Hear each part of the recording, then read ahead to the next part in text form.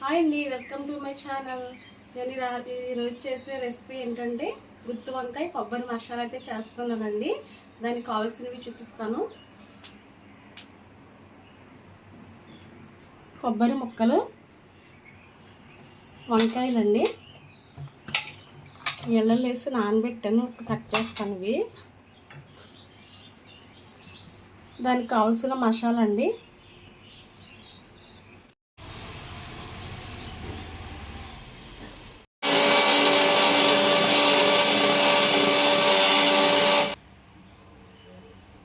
వెల్లుల్లి రెబ్బలు కూడా వేసుకోవాలండి, కొబ్బరి ముక్కలు,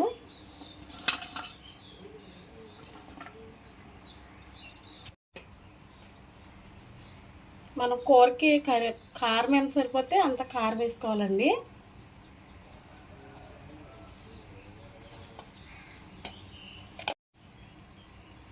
సాల్ట్ కూడా మిక్సీలోనే వేసేయాలండి.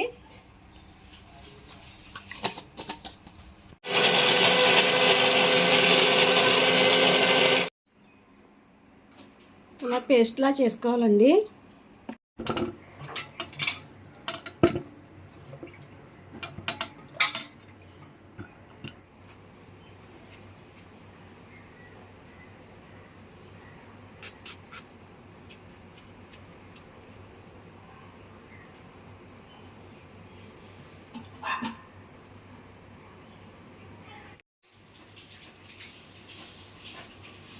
మనం చేస్తుంది గుత్తి వంకాయ కదండి, ఇలా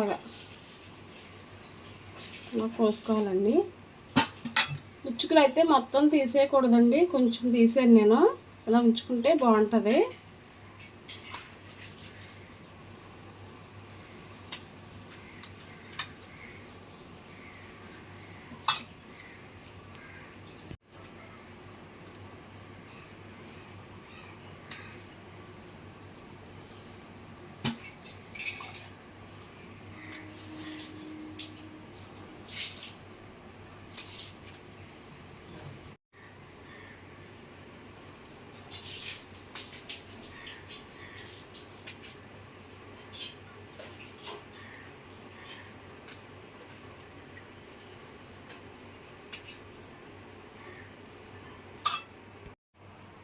మనం ముందుగా రెడీ చేసి పెట్టుకున్నాం కదండి కొబ్బరి మసాలా, దీన్ని ఒక ప్లేట్లో వేసుకుందాం.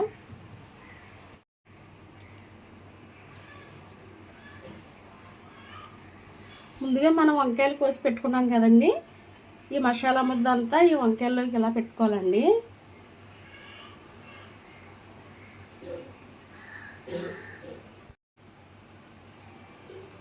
ఈ మసాలా ముద్ద అంతా ఇలా వంకాయల్లోకి స్టఫ్ చేసుకోవాలండి.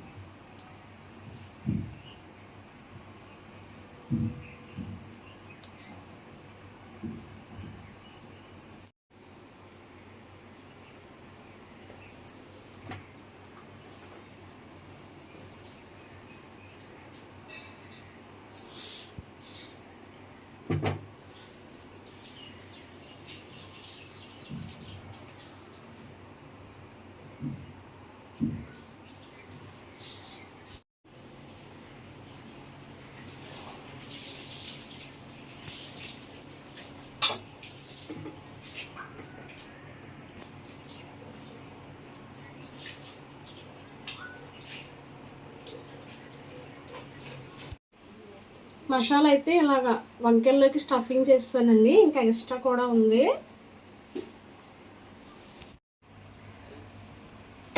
స్టవ్ మీద మూకుడు పెట్టుకుని ఆయిల్ అయితే వేస్తున్నానండి.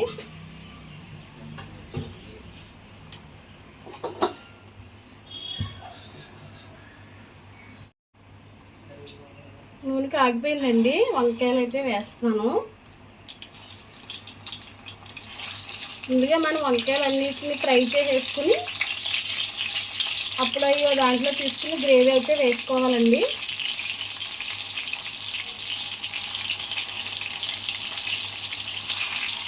ఎన్ని పడతాయి అన్నీ వేసుకోవాలండి. ఎక్కువ వేసుకుంటే సరిగా వేగం వంకాయలు. నాకైతే ఇవే పట్టినాయండి. ఇంకో ఆయిల్ అయితే మళ్ళీ వేస్తాను నేను.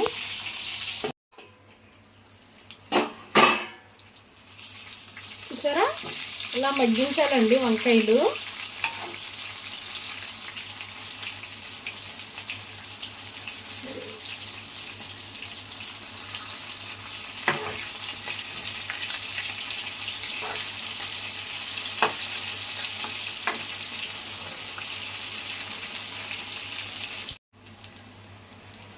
వంకాయలు అయితే వేగిపోయినాయండి, తీసేస్తున్నాను. మళ్ళీ మనం గుజ్జులో ఉడికిస్తాం కదండి, ఇలా ఉడికితే సరిపోతుంది.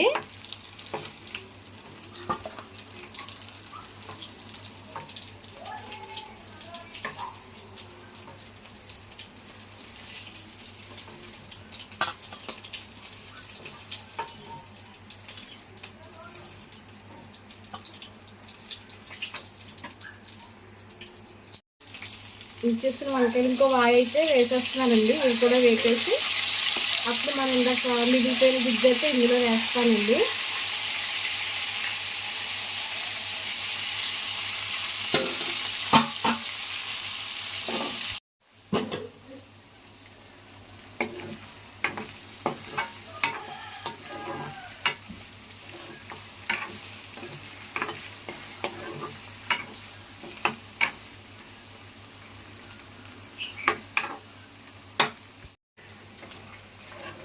ఇవి కూడా వేగిపోయినాయండి వంకాయలు, తీసేస్తున్నాను.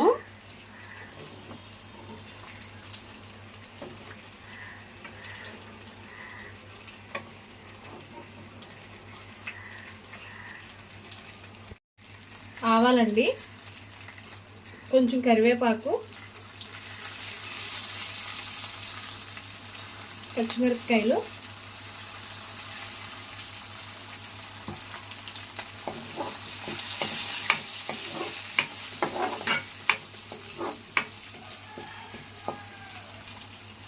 ఇవి కొంచెం వేగిన తర్వాత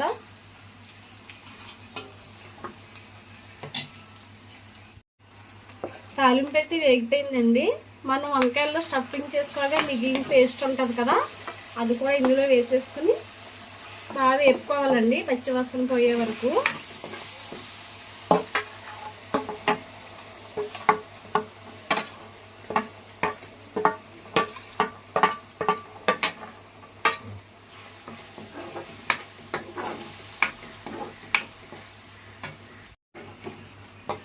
ఇదైతే వేగిపోయిందండి.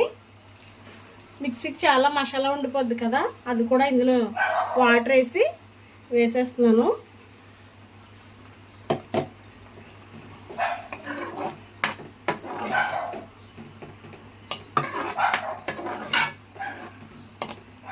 కొంచెం ఒక పొంగు వచ్చిన తర్వాత వంకాయలు అయితే వేస్తానండి.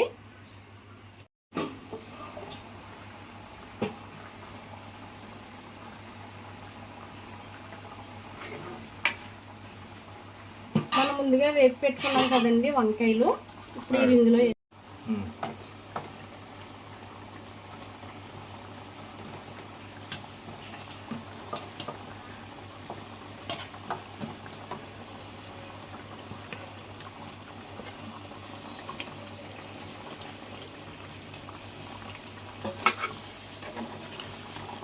వేసేసి కాసేపు అయితే ఉడకనివ్వాలండి.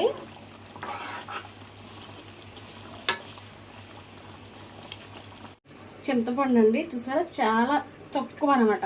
ఇదిగోండి ఇంత అయితే నానబెట్టి కొంచెం పులుసు తీసి వెయ్యాలండి. మసాలా కూర కదా, చింతపండు ఎందుకు అనేసి అనుకుంటారు, కానీ గుత్తి వంకాయలు లాస్ట్లో కొంచెం చింతపండు రసం అయితే చాలా టేస్ట్ బాగుంటుందండి. మీరు కూడా ట్రై చేయండి ఒకసారి.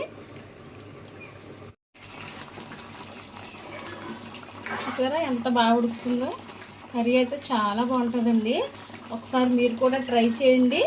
ట్రై చేసి నాకు కామెంట్ చేయండి ఎలా వచ్చిందో ఏంటోను. ఇదిగోండి చింతపండు అయితే వేసేస్తున్నాను.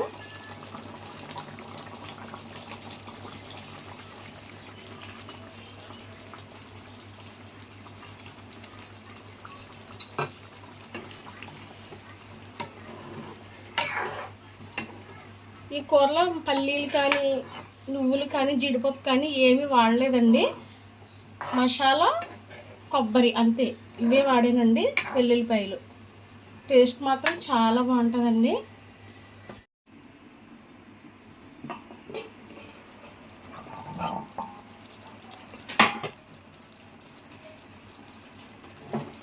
ఇంతేనండి, కూర అయితే రెడీ అయిపోయింది.